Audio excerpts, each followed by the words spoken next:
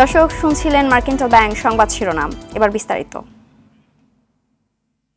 ঢাকা বিশ্ববিদ্যালয়ের চারুকলা থেকে আনন্দ শোভাযাত্রা শুরু হয়েছে। সকাল ৯টা ১৫ সকলের মঙ্গল কামনায় এই শোভাযাত্রা বের হয়। ধর্ম বর্ণ নির্বিশেষে এতে অংশ নিয়েছেন ঢাকা সহ দেশের বিভিন্ন প্রান্ত থেকে।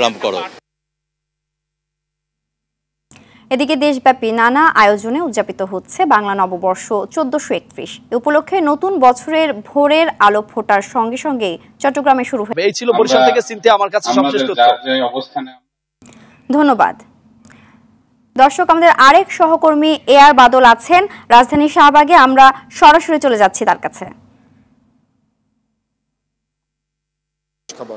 বাদল, আপনাকে ধন্যবাদ। এতক্ষণ শাহবাগের থেকে বর্ষবরণের খবর, উদযাপনের খবর জানাচ্ছিলেন এআর বাদল। আলপনার ছোঁয়ায় রঙিন রূপে সেজেছে ঢাকা সহ দেশের বিভিন্ন এলাকা। ঢাকার অভিজাত এলাকা থেকে শুরু করে হাওর অঞ্চল সর্বত্রই আলপনার উৎসব। গত ১২ এপ্রিল প্রথমে কিশোরগঞ্জের মিঠামইনে শুরু হয় দেশের সর্ববৃহৎ আলপনা উৎসব। এরপর খুলনার শিববাড়ি মোড় ও ঢাকার মানিক মিয়া অ্যাভিনিউতেও একযোগে শুরু হয় এ আয়োজন। সবশেষ ঢাকার গুলশানেও আঁচল লাগে আলপনার। রিপোর্ট করেছেন সুফিয়ান ফারাবি। দর্শক, এ বিষয়ে বিস্তারিত জানতে চট্টগ্রাম থেকে যুক্ত হচ্ছেন সহকর্মী সাইফুল মাহমুদ। সাইফুল, সোমালিয়ায় জলদস্যুদের হাতে জিম্মি থাকা বাংলাদেশি নাবিকদের মুক্তির বিষয়ে আমাদেরকে জানাবেন। জি সিনথিয়া, যেমনটি জানতে। ধন্যবাদ। এবার আন্তর্জাতিক প্রসঙ্গ।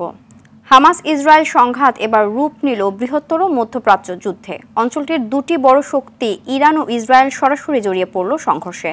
গেল রাত ২টার দিকে ইসরায়েলে প্রতিশোধমূলক ড্রোন হামলা চালিয়েছে ইরান।